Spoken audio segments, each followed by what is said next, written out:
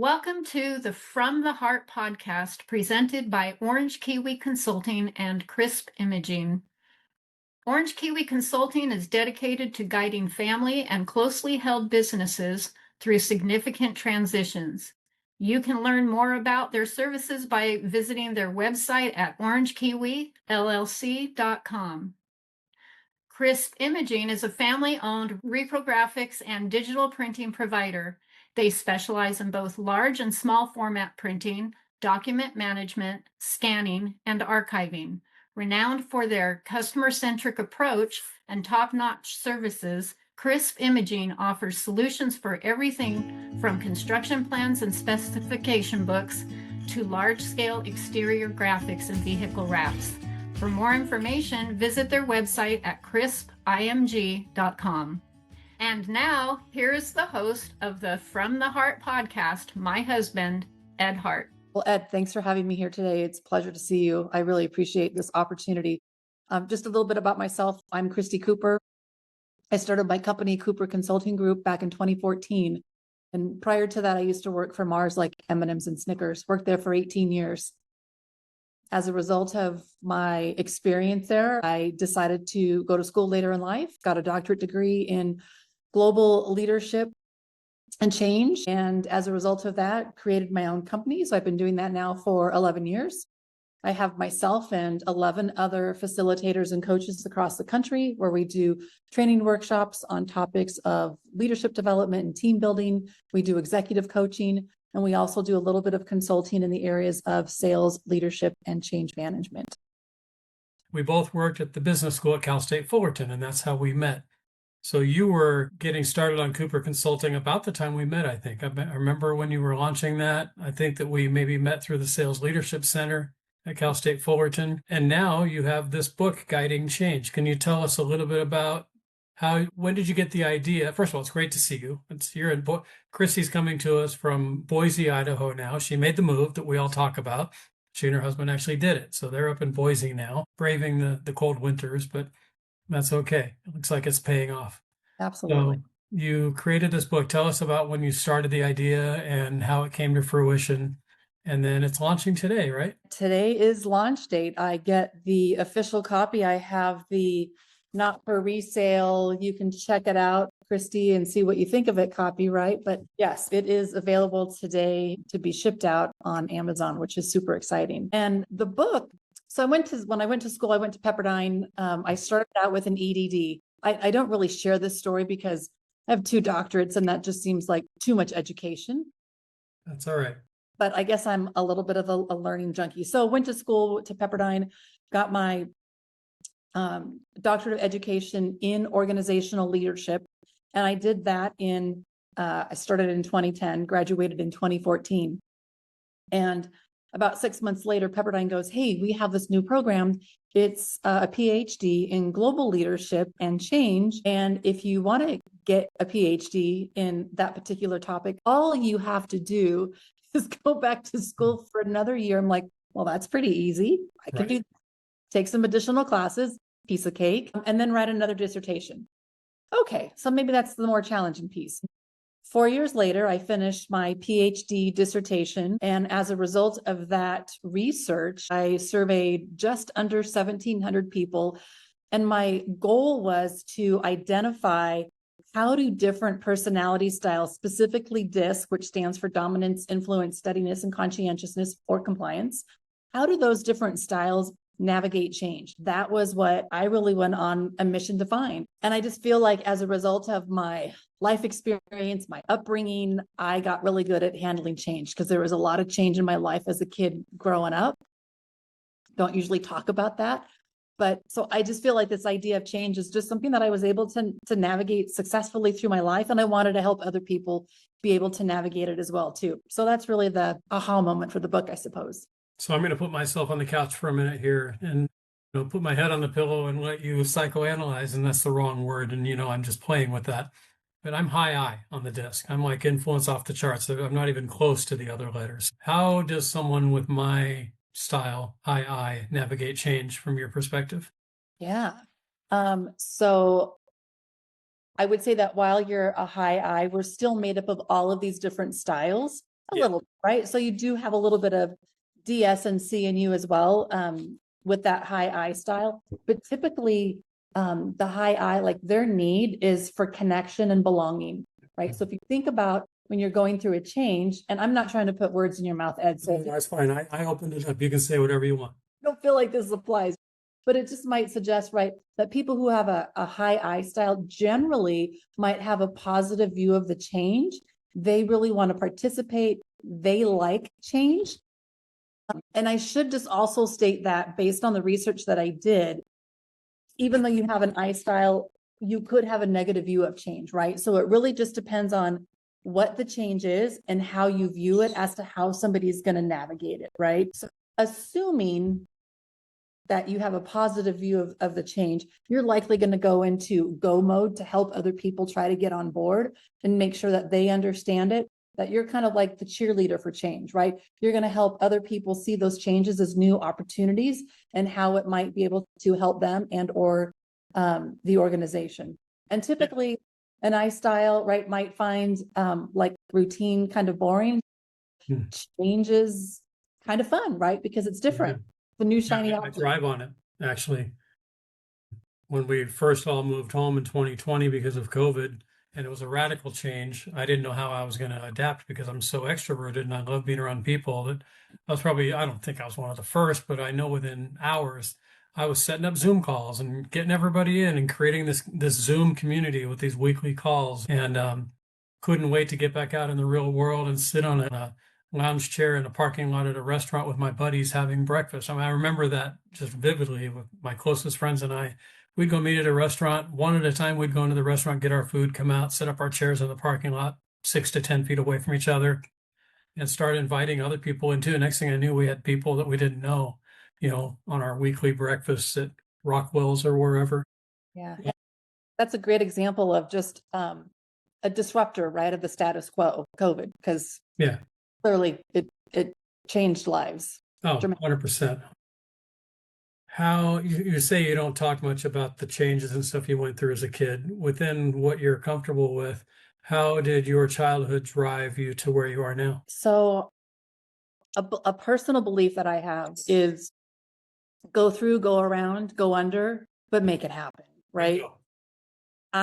You could look at that as, so there's something called locus of control. There's internal locus of control and there's external locus of control. So internal locus of control is actually one of the scales that I looked at as it related to change in personality styles. And internal locus of control would just suggest that I'm going to do things because it makes me feel good. I'm going to take that initiative.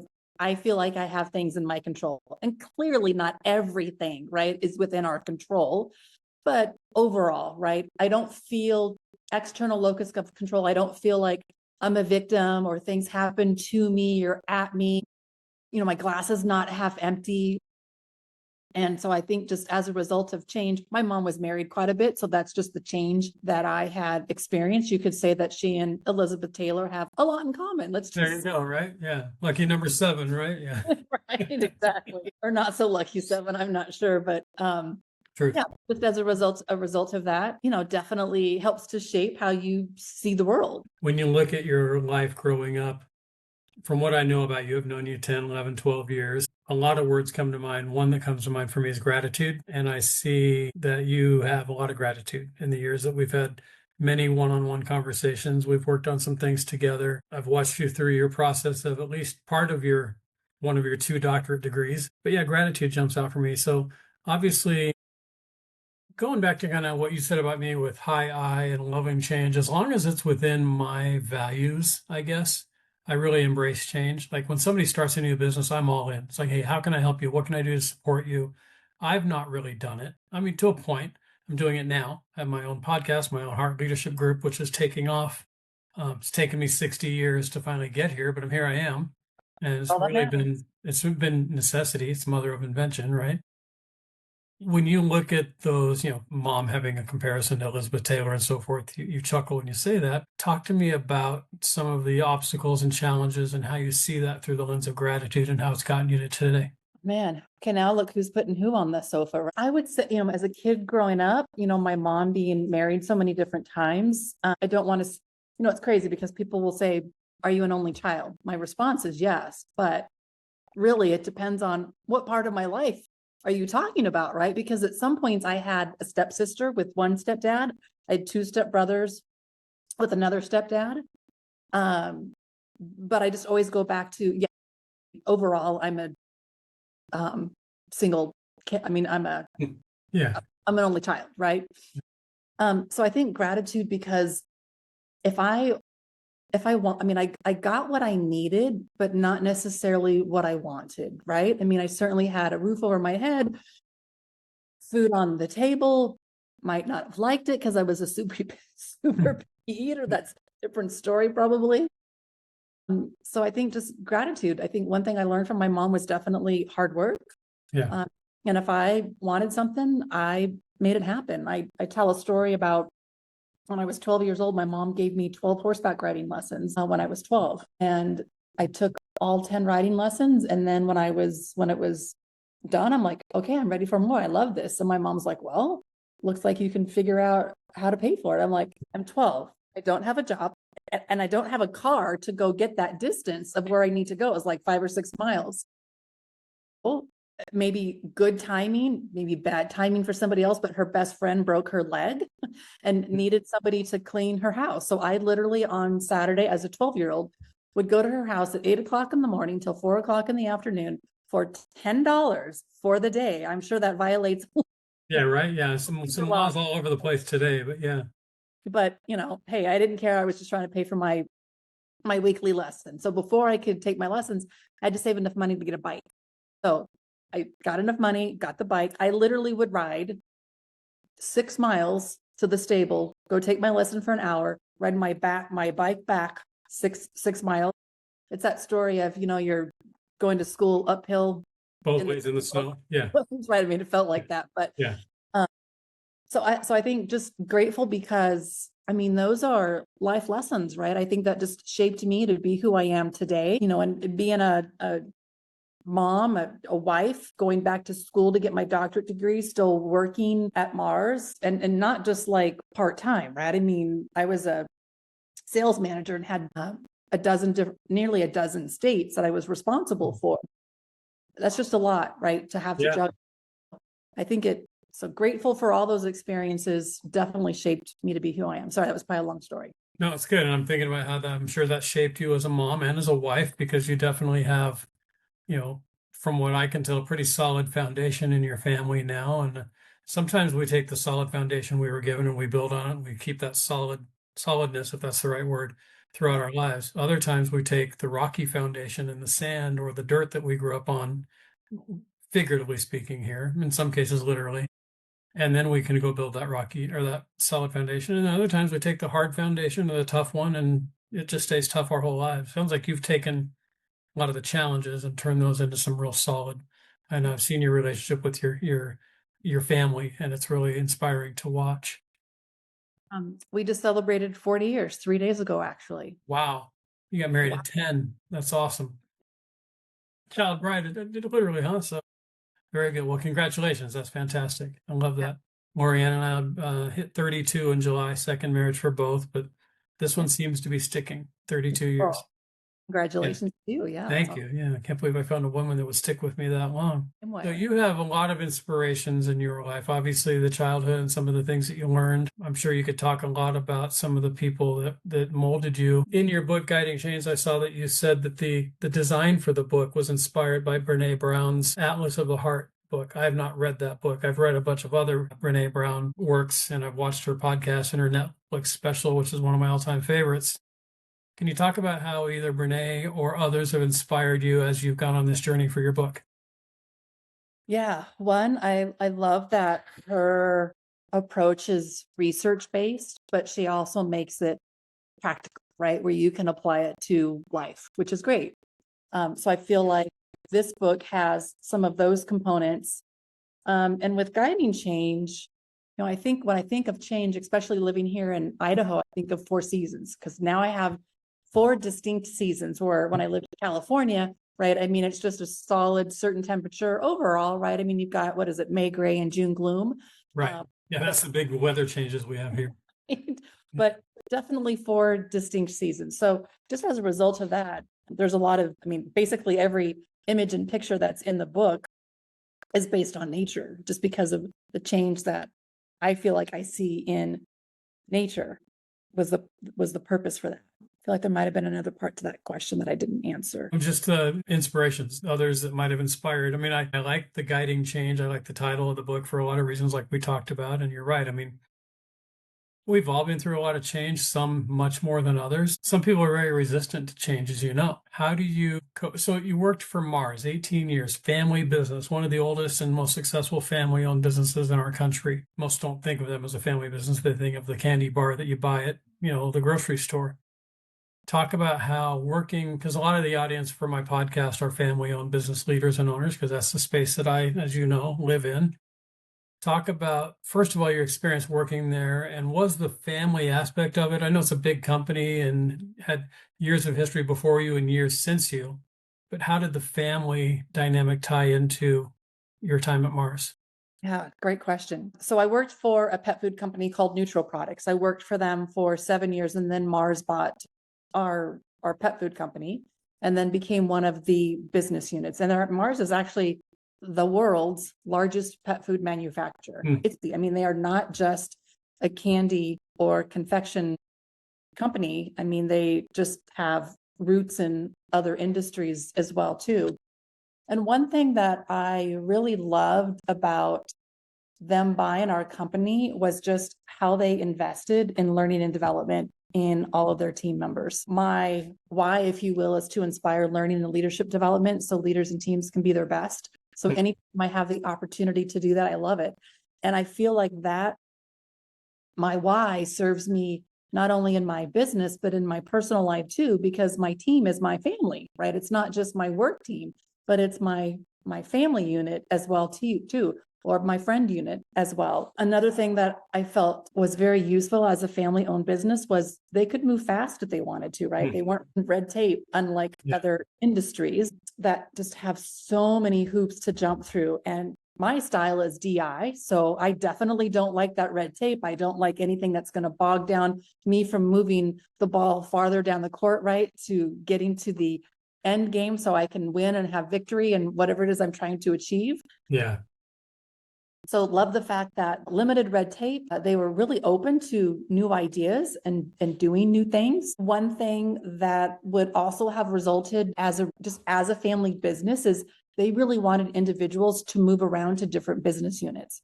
If you stayed too long in one position in a particular business unit, you were then viewed as a blocker for somebody else's possible promotion into your spot, right? So they really valued individuals that kind of were open to being agile to moving to different business units, right? Having different roles. That wasn't necessarily the path that I wanted to go down. And I felt like I've always had kind of an entrepreneurial type of spirit. I've always been in sales, and love learning. So why not sell learning to other people who need it? So that's pretty much what I do. Yeah, it's interesting. I read recently about, there was a post I saw, I think on LinkedIn, someone had posted something about not retiring soon enough. And some of the feedback he was getting from people was you're blocking other people from a possible opportunity, and it's that ripple. So I'll use dad and son because in this particular case, that's what it was. Could be mother, daughter, now generation, next generation. The now generation, the dad just is hanging around, 60, not hanging around, just like sitting in his office playing solitaire, but getting work done. But to some, maybe staying on too long. So the kids aren't getting an opportunity to move up. Kids not moving up is blocking somebody from what the kids are currently doing. And so, you could be 2 generations down and 4 departments down because one person isn't willing to make that change. So I like that you pointed that out, that their philosophy is to not bounce people around, but move people around. So that creates growth for you, but opportunities for growth for other people. I think that's a really great philosophy that hopefully more people will instill if they haven't already. And I think it also creates growth in the individual too, right? Because you could be looking for, I want to say Uncle Ben's rice. I don't even know if it's called Uncle Ben's anymore. So I'm sorry. So you might be working for them. You might be working for Flavia Coffee. They've got some horse food lines, right? Dove chocolate, Snickers, but you grow by going to these different business units because you get the opportunity to practice different skill sets, learn new ways of doing things. And I think that just helps to keep an individual sharp, which is what they were looking for. Yeah, I've moved around. I mean, I've had a lot of different jobs on my resume, but the one thing that I can always point at is I was doing very similar roles, whether I was selling payroll or whether I was a GM of a baseball team or whether I was doing exec ed or family business. It's all, it's I had Howard Behar, the former CEO or president of Starbucks, on the other day, and the Starbucks philosophy is we're in the people business selling coffee. I think that any company could say we're in the people business selling food, merchandise, payroll, education, family business, whatever. But for me, it was all every job I've been in has been about the people, the relationships. So I love that they do that. I love that philosophy is how did you, when did you, I mean, I want to get to the book, obviously that's the purpose for the conversation today, among other things, and Cooper Consulting as well. When did you decide, I want to, you talked about, getting out and educating people and getting out and training and so forth. Is that something you knew you wanted to do all along, or was it something that went off in your mind when you were at Mars that triggered you to say, I'm going to go get a bunch of degrees, a couple of doctorates? I Yeah. know the last one was sort of, spontaneous, and do this for a living and help other people. Yeah. So when I worked at Nutra before Mars bought the company, I was a sales manager. We had built, I should say, not we, they had built back in the day, a new manufacturing plant that was in Lebanon, Tennessee. And back in those days, Lebanon, Tennessee had a truck stop on one corner and the manufacturing plant on the other. And in that manufacturing plant, they wanted to put a training department. They wanted to have the training center there. And they finally found a full-time director of training, but then also had 3 other people come work on the training team. So I was one of those people. I also worked with a lady named Lori Thomas and Jerry McDaniel were my colleagues on the training team. So it was the 2 of them plus Rob Lawson was the director of training. And I just loved it. I loved the fact that I got the opportunity to share knowledge with other people, that I got to learn new things and share that with folks. I shouldn't say I guess, I have a belief that if someone has the opportunity to teach somebody else something new, it's beneficial for them. And sometimes that thing that you teach them might be a lifelong lesson that they carry through with them. So that was really a point of what I was hoping to accomplish. Kind of fast forward, they sent me and Lori to Japan. This was after Mars bought the company. So they sent us there for a week to go do some training with one of the distributors there. And do the research to see, okay, what's it going to be like in Japan? They show deference, right, as respect, which means that your training class is probably going to be very buttoned up, very quiet, respectful, not a lot of this kind of dialogue going back and forth. Well, I will just tell you that at the end of day 1, it was like a Saturday Night Live skit. At the end of day 1, that took his tie off. We gave them all chicken ties. Another story, but puts this tie around his head, right? And people are coming in throughout the day, like just kind of like looking in because all these people are laughing and it's like, they never do this. Right. And Lori leaned over to me one day and she goes, I think you were born to do this. Like, I think you should do this. And I went, this is so much fun. So I decided to go back to school later in life. I did not have my master's degree. Everybody around me at Mars had their master's degree. And on top of that, I was like a couple semesters short of my bachelor's degree. When my husband and I got married, he went into the Air Force. I went to college. He got out of the Air Force before I graduated. And then I just kind of went into the workforce and never went back to school just because, life happens, time, whatever. So I actually had to go finish my bachelor's degree. That took me 14 months. And I did that at Azusa Pacific University. Then I went and got my master's degree in organizational leadership at Azusa Pacific University.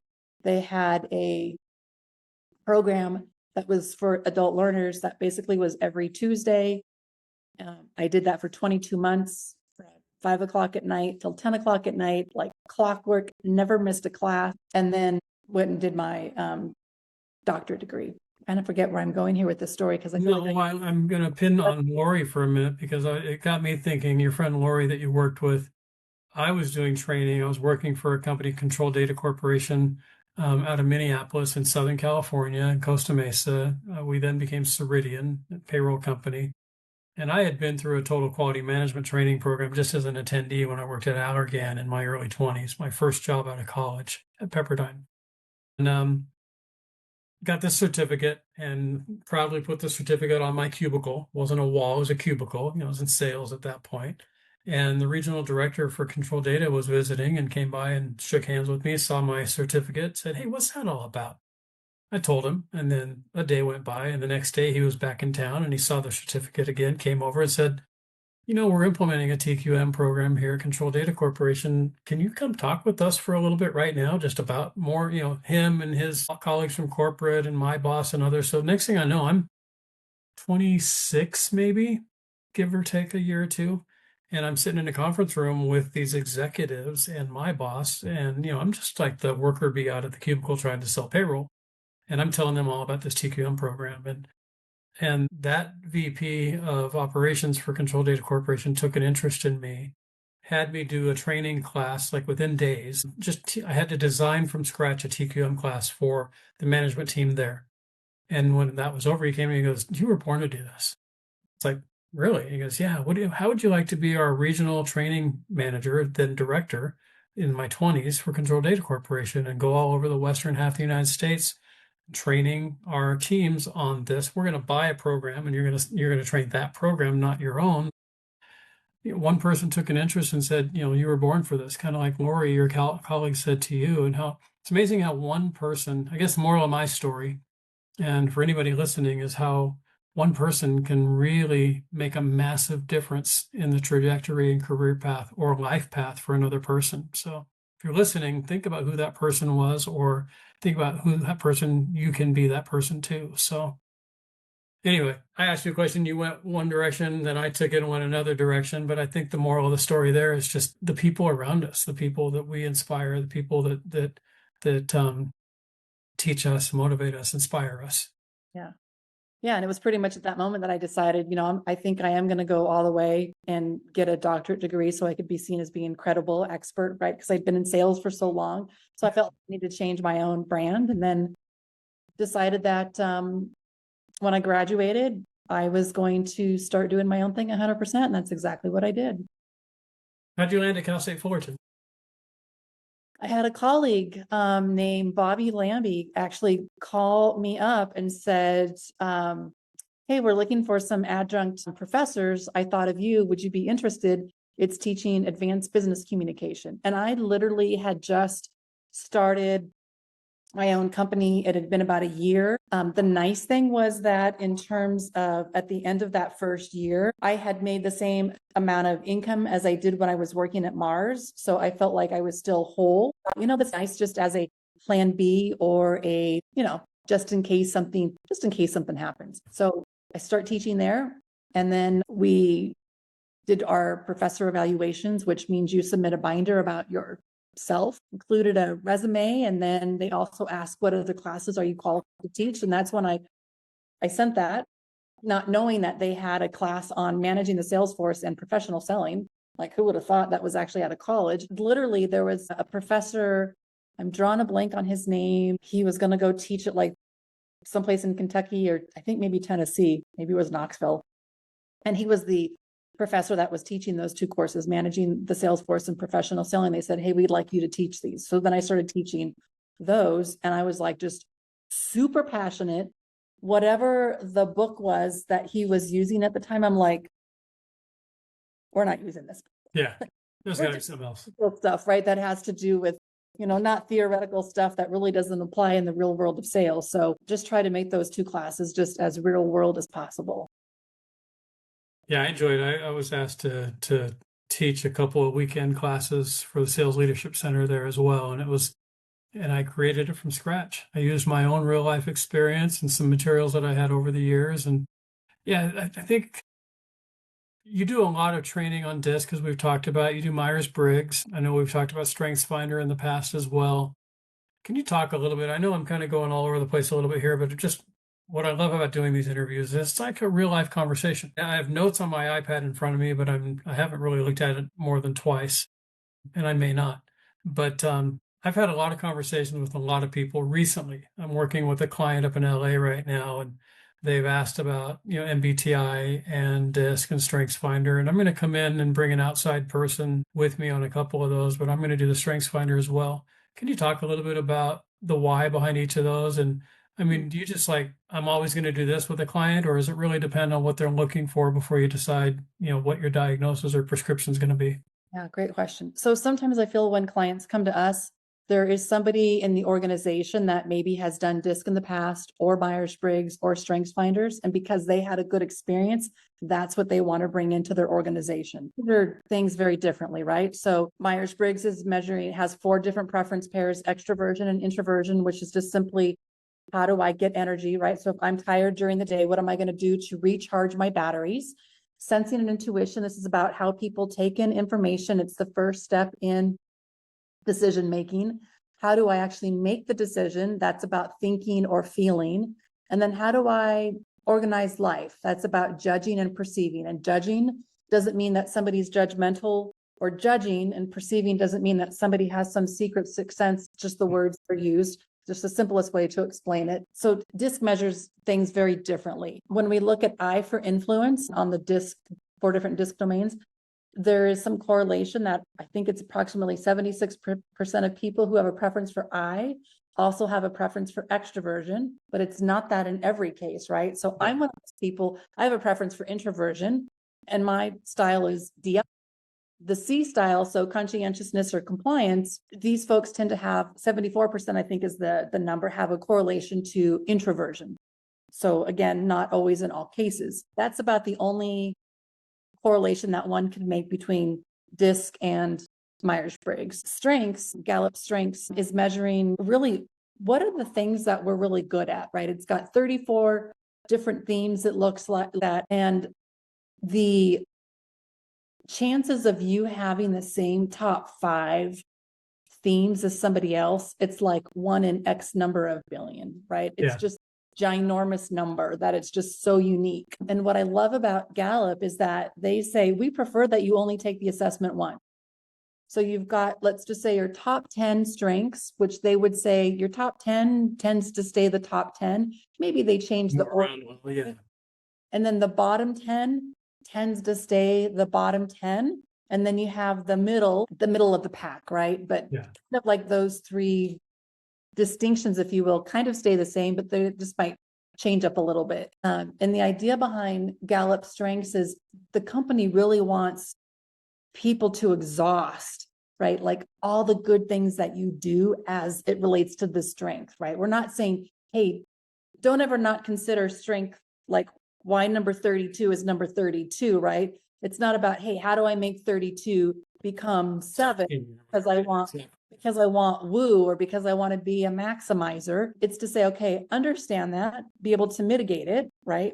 But don't consume yourself to figure out, how am I going to make that 2? Because likely that's not what's going to happen.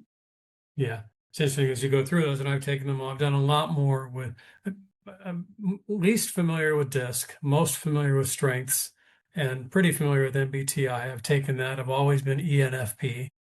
Mom gave it to me when I was in junior high school. I took it again early in my career. Didn't change. I've taken it recently. Obviously didn't change. My personality is what it is. DISC has always been high I. And then on the Strengths Finder, and you talk about those 34 strengths, they all fall into one of 4 categories of strategic thinking, executing, relationship, and influence. And I'm 3 influence and 2 relationship. I'm pretty easy book to read. Right. And, if it's not people, I'm probably not doing it. And, Right. if it's not relationships, it will be soon. Yeah. And so, I like that. So, okay.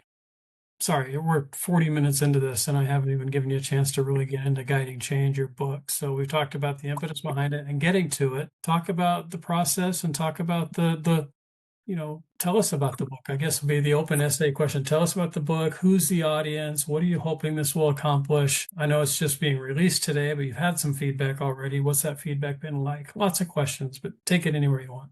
Yeah. So first, I'm just super grateful for everybody that was out there that endorsed the book, right? That took the time to read it. It's what I call as an airplane book. An airplane book to me just means it's going to take you 2 hours to read it, right? So wheels up to wheels down, right? Or really by the time you get seated to the time you get wheels down, you should be done with the book. That was my goal, because I didn't want it to make it be like 6 or 8 hours. I just feel that people's time, like they're just so busy today and trying to find one more thing to do. And really my purpose in the book was to inspire anyone who needs to be inspired to change. Change is all around us. I mean, and at varying degrees or levels for each person, right? Whether it's something that happens to an individual on a personal level or a professional level. So the book, when I started out, I really wanted to have 5,000 participants complete the survey because I really wanted it to be robust. I really wanted people to go, wow, like this is really based on research, but with also this practical application component. Well, I didn't get 5,000. I got like 1,684, I think is the exact number. Yeah.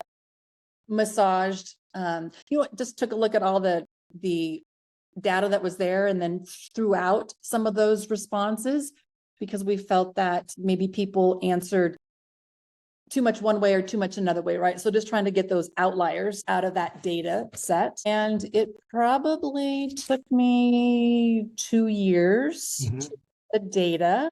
Actually, I should have done this sooner. So if anyone's writing a dissertation that is working on a survey, and hire someone that knows how to do social media. So the moment that I did that, I was like at this constant number of like 50. I had a gal do all the social media and I went from like 50. 3 months later, I was like at just under 1,700. I'm like, we're going to put a fork in it and call it done after that. Yeah. I joined what I felt were appropriate LinkedIn groups that would be a good audience for change and personality.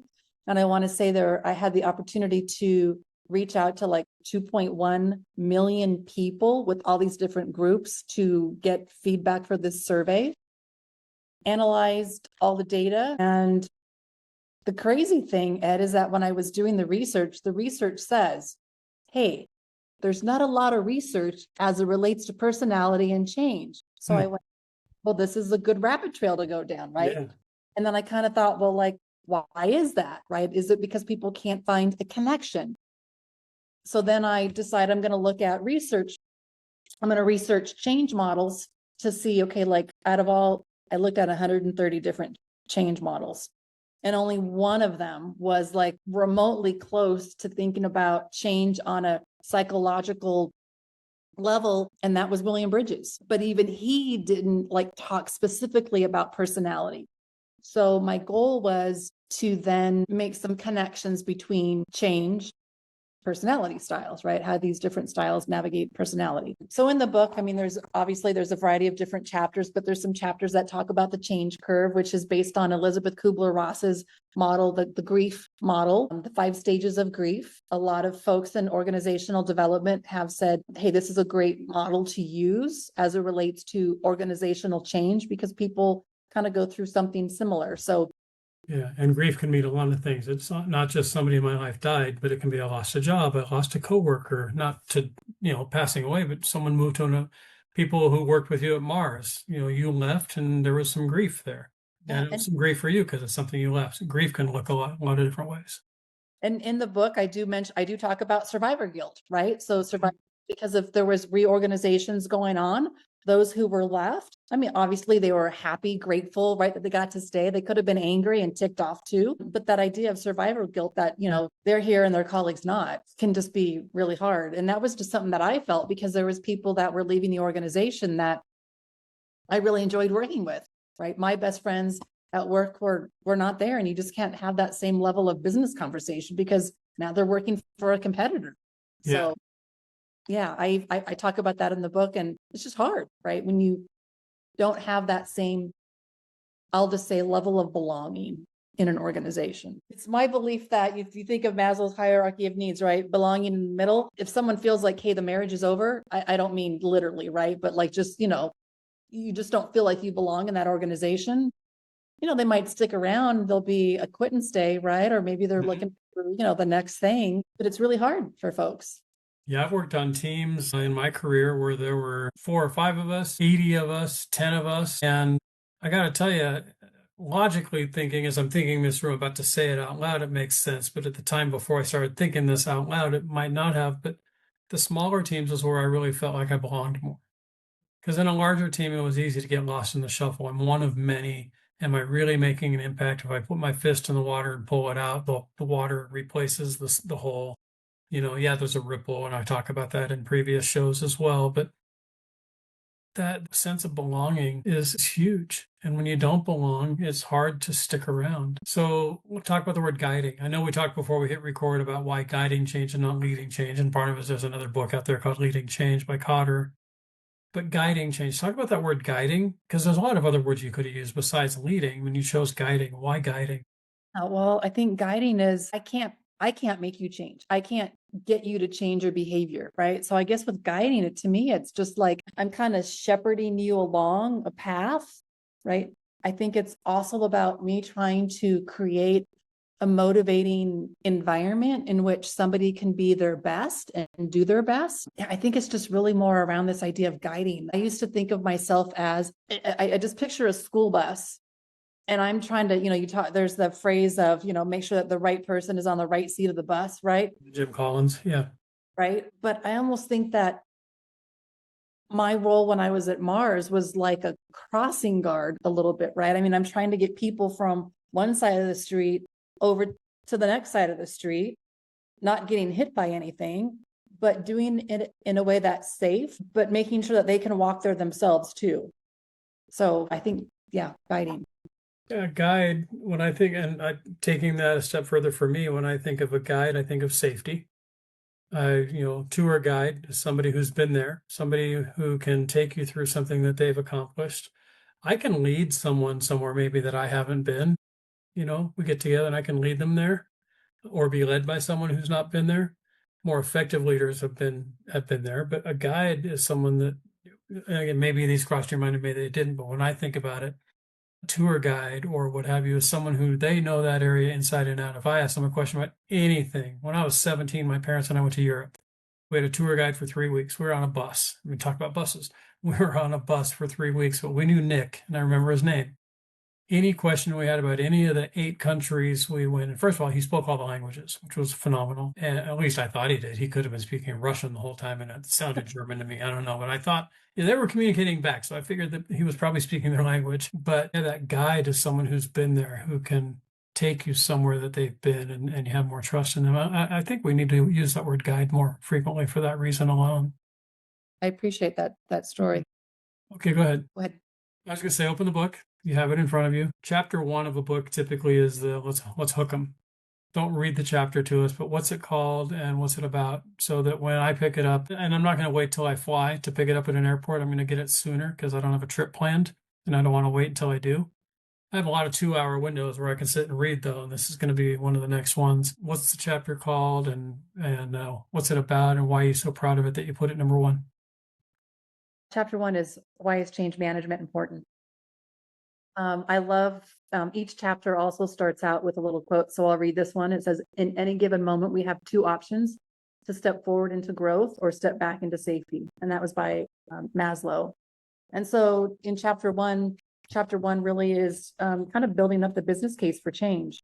I talk about companies like Kodak and Polaroid and BlackBerry and Netflix and Redbox, right?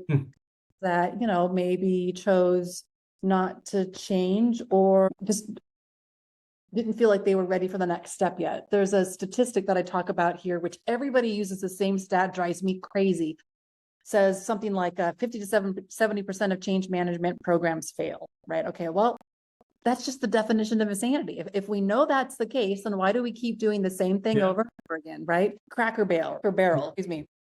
I've only been there like once or twice when I was, I think maybe like it was in Tennessee or Kentucky, but I mean, that's a great example of current day failed change, right? Yeah. I mean, just the logo thing just blew up, and I think I was traveling or doing a workshop with that when that happened, and I'm, looking at LinkedIn and just seeing the news, and I'm like, what's going on with this Cracker Barrel thing, right? Everybody's just up in arms that the new logo wasn't really representing the demographic that was patronizing their restaurant business. So yeah, I wish I could have included just that in the book, right? Just as more of a more super recent example. The chapter on the Cracker Barrel example, for example, it wasn't just the change of the logo, but changing their whole format of their restaurant. You go to, I'm not a frequent Cracker Barrel customer. I've been enough times that I know what it's like, and I know what appeals to people is that, backwoods country comfort. You walk in, there's a store, I can pick up a couple of knickknacks, I can buy a coffee cup, I can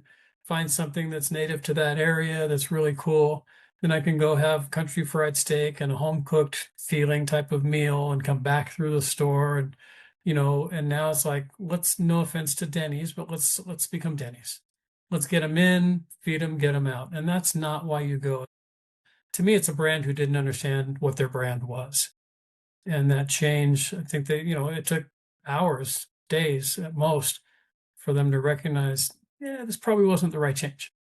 And with that, it cost them a lot of money, right? Yeah. Twice the amount, change it and change it back. Just as more expensive to change it back because now you have that, public perception that you now have to deal with for a while. The chapter 1 closes with a quote from John F. Kennedy. Says, "Change is the law of life, and those who look only to the past or present are certain to miss the future." Just not getting stuck in the past, right? Not just being so comfort, having blinders on. What drives me crazy is when organizations will say, well, that's just how we do things around here. That to me is just like code for, okay, this is not good. Yeah. That's when it's time to get off that bus and go find another one. Yeah. We've all worked for that organization and it's funny because longevity, like Mars or a lot of other companies that are, decades, if not hundreds of years old, sometimes change more rapidly than a startup. I mean, I've worked for companies that are 3 or 4 years old and that's the way we've always done it. Well, wait a minute, you've been here 18 months. Yeah, but we've done this multiple times and it's always worked. Well, just because it worked before doesn't mean it's going to work today. You might be in a new culture, a new city, new management. Your organization's only as solid as your people. It doesn't matter what you've done in the past. I should also just mention the book has many different like leader tips, individual tips. There's some examples of some worksheets like a stakeholder analysis or a change fitness test. All those things are also on our change landing page as well, which is cooperconsultinggroup.com/guiding change. So all those worksheets will be there that folks can just download complimentary. Cool. I'll put that in the show notes for this conversation. Who did you write the book to? When you're thinking about, as you're writing it, who are you picturing as the reader? Other than that person going through the airport and buying it for their business travel. Obviously, CEOs and executives, because that's mostly the business travelers. But was there kind of a target audience you thought about as you were writing it? Yeah, I would say that anyone. I know that sounds like such a blanket thing, but change is just all around us and affects everybody. So whether someone's an individual contributor, a manager, a leader, I mean, there's a lot of organization type references that are in the book, but certainly all this would even apply to someone's personal life, right? You're just getting married, you're having a baby, that's all change that impacts people. Yeah. The death of a loved one. Those are some big life things. Now, something like the grocery store changes their layout. That's not really a high stakes change, right? It's going to interrupt your shopping for a little bit, right? Until you get used to the new pattern, but it's not usually a big game changer, right? For an individual. So really just anyone who needs to be inspired to change. And that's all of us. Because change is something we either guide or drive, or it happens to us. And either way, to your point, you talk about the grocery store as one who does a lot of grocery shopping in this home. My wife does too. She just came from the store. I can hear her walking in as we speak. Yeah, our local grocery store changed up some things. And it's like, it took me a while to the point where I almost changed grocery stores. And I thought, well, then I need to learn that pattern. At least I know the people here. I'll stick this one out. Can you share a success story or something throughout your career where you really felt like change wasn't going to happen and then you saw it and you were just like blown away by it? Whether it was a person, an organization, in your own career, where a change just seemed like it just wasn't going to happen and then it did, and how you interpreted it? Yeah. So one thing that I don't do in the book is mention anybody's names or organizations, right? Out of respect for folks, right? Whether it's positive or negative change, but it makes me think of one particular company that I had an opportunity to work with their leaders, did a variety of different workshops for them. And one thing that they didn't do was at the end of a project, they didn't do, I hate to use the word post-mortem, but any kind of like just how did we do, right? Kind of looking back. So they would fall short of their own expectations. And they just didn't initially stop to take the time to say, okay, like what went wrong? What do we need to change or do differently in this process? And it just had a big impact. And at the same time, they didn't have like any company values. They didn't have a company mission. They didn't have a company purpose. So almost just didn't really have like a compass, like where they were really heading toward. So that was actually something that I helped them to create, was a mission, purpose, and vision as a result. So at least they would have a steady, like, where are we heading to? And then how are we going to start doing business to make sure that we're living up to those values, that mission, that purpose, which really did mean a lot of change, right, in the organization. And that's just one that just comes to mind. Why does this fascinate you so much? I love understanding how people think. I love hearing their perspectives. I love their point of view. It makes me think of a woman who was in one of my workshops, a change workshop. And we did an activity. This is actually a story in the book. We did an activity where we asked them to share a time that they went through a major change, gave her about 6 or 7 little questions to consider, put them into small groups. She actually, hopefully I don't choke up over this, but she actually shared that her husband was going through stage 4 colon cancer, and nobody in her company knew. There was 3 people that were in her little discussion group that were on her team, and they had no idea. And so they are doing their little, discussion. We come back, we debrief it. I ask for a volunteer. She raises her hand right away. And I don't know her exact age, right? But if I was to guess, I would say she was probably early 60s probably. And she said, the one thing I didn't realize was how much my husband did for me when he could no longer do it. And I was just like, oh my gosh, Christie, don't start crying. Don't start bawling in front of 30 people in this Right. Keep it together. And she goes, I really just want to share my story because I feel like it's going to help me heal. And so she just went on to tell us like exactly what she had been going through, like the past 8 months. She goes, I know the future for my husband. And I know the future that I need to have still in being able to work, especially when he's not here. And she didn't want to tell her organization what she was going through because she was afraid that it was going to be seen as something that was bad, right? That was going to hold her back and an excuse why she couldn't do something. And she goes, I need my job. I love it here. I want to keep working here. And I'm going to need to work here when my husband's not here any longer. I just, hearing people's perspectives. I mean, this woman walked around for 8 months. She checked it at the door, right? Yeah. Literally left it there to the point where nobody knew it. I mean, I can't imagine how that made her feel, or how it even made her colleagues feel not to be able to support her, right? In that, if they even would have, I don't know. So I guess I'm just driven by understanding other people's perspectives. Knowing why people do what they do. Yeah, absolutely. Yeah, I've did a workshop a couple of weeks ago with some people in the nonprofit sector here in Southern California, and one of the things that was really neat to watch, with half the group knew each other and worked together, and the other half were strangers to everyone in the room, not only those that half, but the others as well. And watching as people kind of talked about some of their challenges and some of the things going on, single moms with 3 kids, or people working 3 jobs because they live in Orange County and they just can't make it on one income, and how people recognize that they had so much in common with the others. And from a facilitator who does a lot of these workshops, watching people come to a realization of common ground is so fun for me. And watching it in an organization, and this was 8 different companies in the room, if not more, but watching it when I'm working with one company and seeing them learn about each other and bond and come together. Maybe they've all gone through a change. I worked for a company recently that just went through a big layoff, and we had talked about survivor's guilt you mentioned earlier. That was it wasn't we didn't know going into this workshop, but we sure knew coming out that that's the number one thing they were all facing. My best friend doesn't have a job. I worked with this woman for 30 years and now she's on the streets and I'm not. I just came here and that person was here for 15 years and they're gone and I'm still here. And yeah, I interviewed a guy who was in a plane crash and survived. Recently, everybody survived. It was the miracle on the Hudson, the whole Sully story. One of the guys that was on that plane, I mean, everybody survived, but he goes, why us? Why the 150 of us when planes are crashing? Not every day, thankfully, but there's no fender benders in plane crashes. I mean, they're pretty usually fatal. but that feeling of survivor's guilt and, why me and not somebody else? So yeah, I like you, I love watching change begin, especially if it's in my own organization or if I might have had something to do with it. But even more so when you're watching it, in another organization or something where you had nothing to do with it.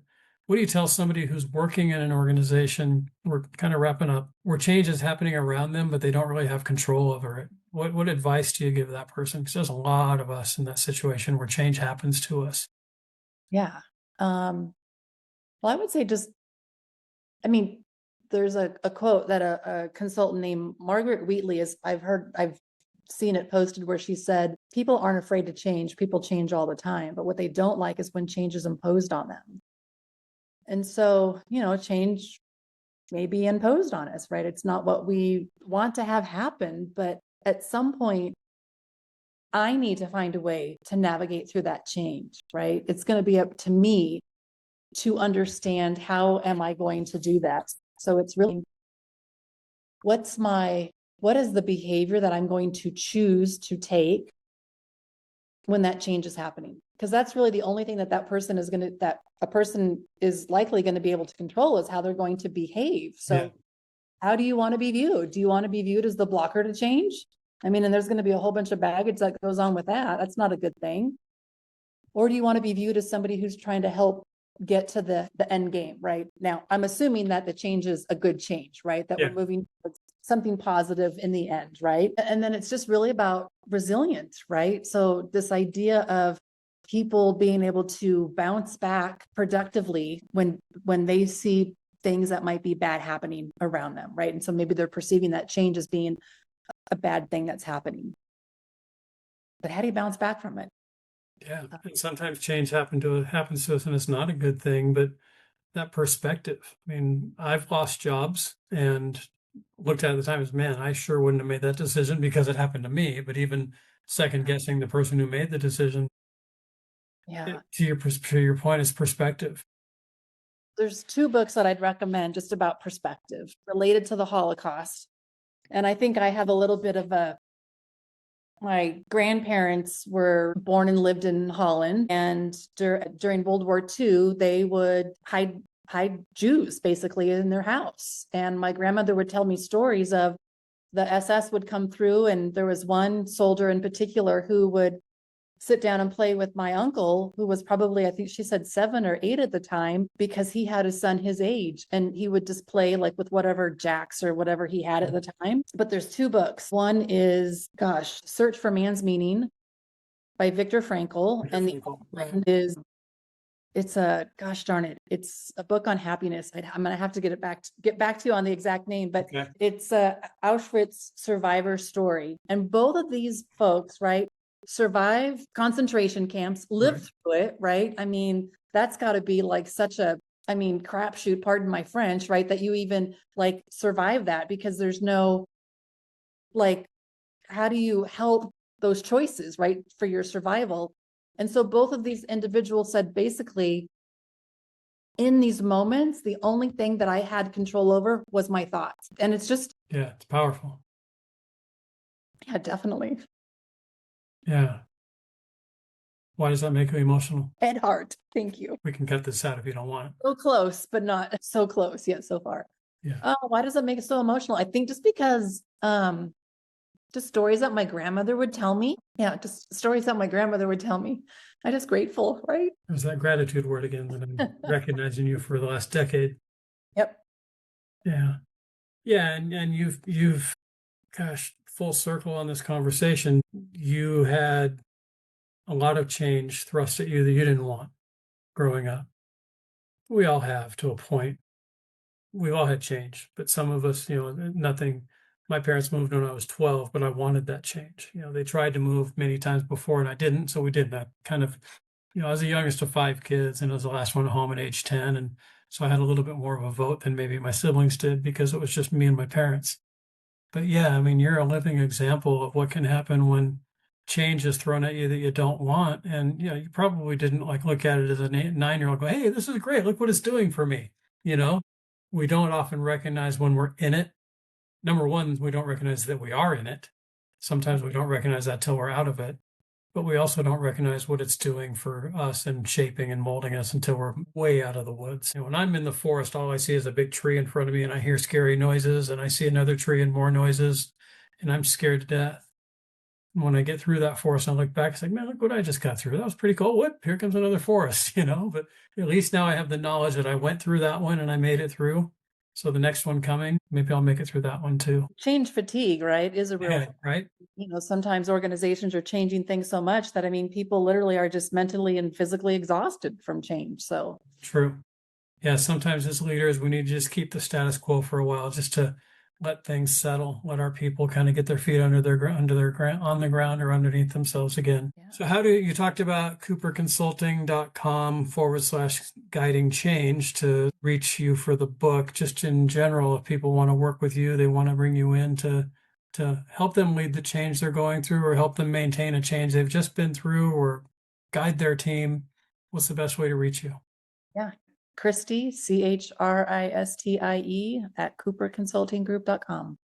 Put that in the notes as well. A new question that I've been asking, there's one last question I ask everyone, and I think you might know what's coming. But the one that I asked right before that is, and you've talked about it a little bit already on this conversation, but why do people tend to reach out to you? What pain point are they looking to solve by reaching out to you? So could be different pain points, right? Because we do just some different things. Yeah. But I would say most of it might just boil down to lack of communication, lack of clarity. If I was to boil it down to a couple things, I think I would just boil it down to that. Sometimes there's pinch points where folks might not get along on the team, right? So maybe there's like one person in particular, but now they're going to do this workshop for everybody because of the one person. They don't want to pinpoint the one, so let's get everybody in here. Yeah. Right. Well, have you just thought about maybe doing some coaching for that one person, right? Happy to do things for everybody, right? But let's make sure that you're addressing that. And again, coaching, also don't want to use that as a way of, people who come to us for coaching, it's because they're great leaders, right? They're doing a great job. It's not because you're trying to, let's do this before we put them on a PIP, on a performance improvement plan. That's not the time to use coaching. Yeah, we're just using it to try to figure out how can that leader just take one or two little small levers and become an even greater leader than what they currently are. But yeah, I think maybe it's just could get boiled down to communication, pinch points. Can a bad leader become a good leader? I think anybody has the opportunity to change. I will say that. I would never just blanket say no, right? I think if someone is a bad leader, I think they need to become self-aware to identify what is it that they need to do differently to become a great leader. And are they willing to do that? Okay, hour number 2. Welcome back to hour number 2 of our conversation, right? Because I'm thinking of a couple of people I'm working with right now and that's been the number one step, that self-awareness. This person recognizes that they need to change. Some of it has come to them from feedback from the organization. Some of it has just come from just that maturity of being a self-aware adult. But some of it has had to come from me, just challenging them, asking them hard questions. Let's take a look. If you're in a bad relationship with someone, let's not think about what they did or what they can do.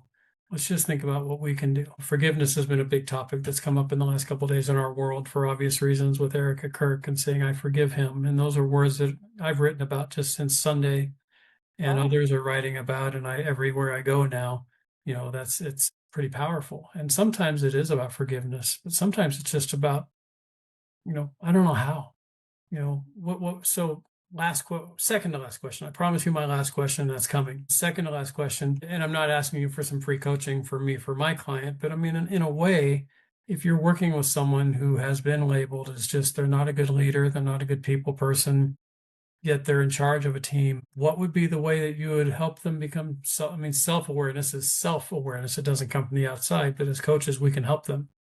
And again, it's not a one size fits all, but what are some things that come to mind for you that you could help them become a little bit more self-aware?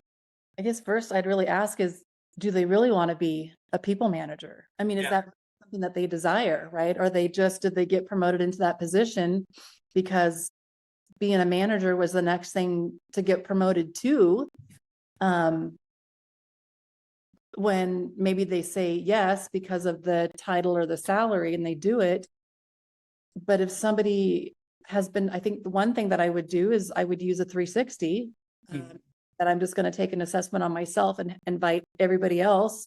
There's direct reports, my managers, to give feedback on me. All that would be provided in anonymous feedback to see how do I self-evaluate myself in different areas compared to how do these people see me, just to get some specific feedback, because that stuff tends to be pretty useful, right? When a leader is able to see the data in black and white and then put together a plan, right? Based on the themes that we're seeing. So that's probably the first step that I would take, is to make sure that someone has feedback in an actionable way.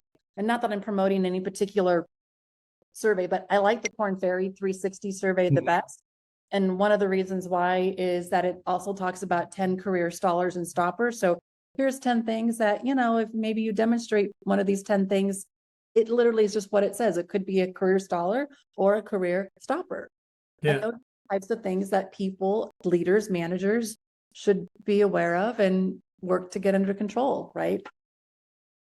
I appreciate that. Yeah. Taking some notes.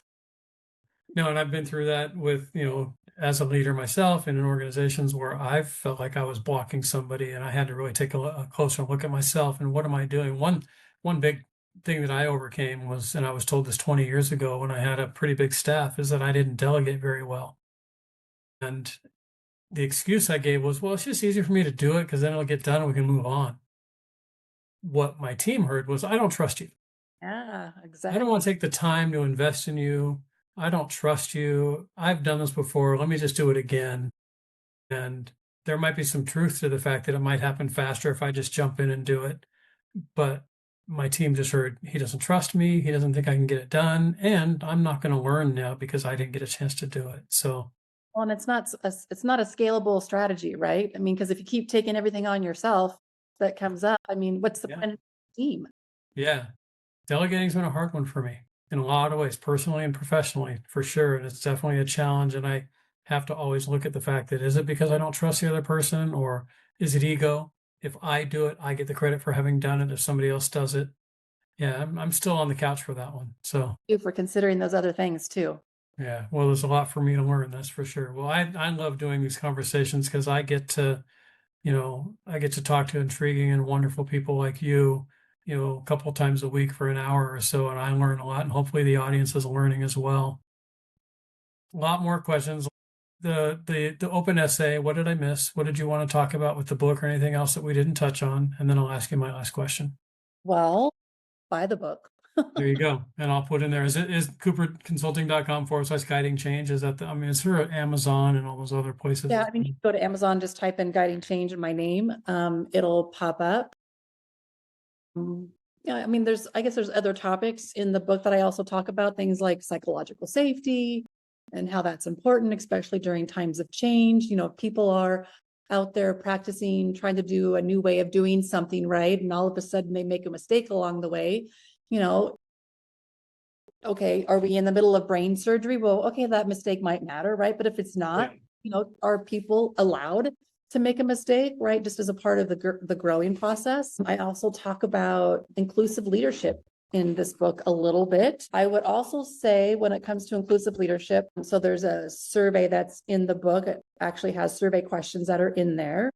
I created a program that's specifically on inclusive leadership. So just the idea of, when it comes to change, there's things about inclusive leadership that are just really useful when it comes to change.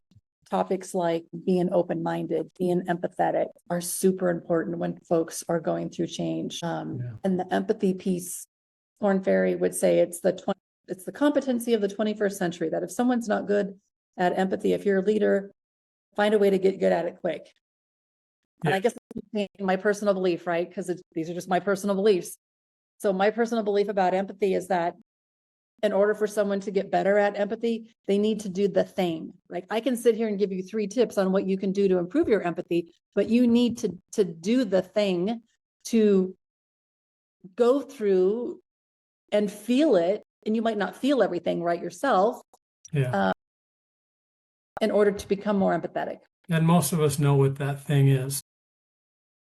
And it's different. I mean, maybe not immediately, but I think if you really stop and think about, for me to become a more empathetic leader, yeah, I've heard feedback from my team. I've heard feedback at home. I have heard feedback from my teachers in high school and college. I keep hearing the same thing. And yeah, that's probably some truth to that, whatever that thing is. It's different for all of us.